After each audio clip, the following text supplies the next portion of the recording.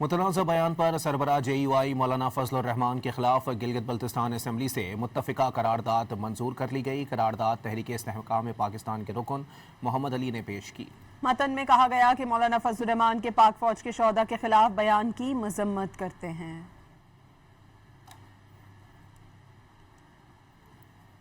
متنازع بیان پر سربراہ JUI مولانا فضل الرحمان کے خلاف گلگت بلتستان اسمبلی سے متفقہ قرارداد منظور کر لی گئی۔ قرارداد تحریک استحکام پاکستان کے رکن محمد علی نے پیش کی۔ متن میں کہا گیا کہ مولانا فضل الرحمان کے پاک فوج کے شہداء کے خلاف بیان کی مذمت کرتے ہیں۔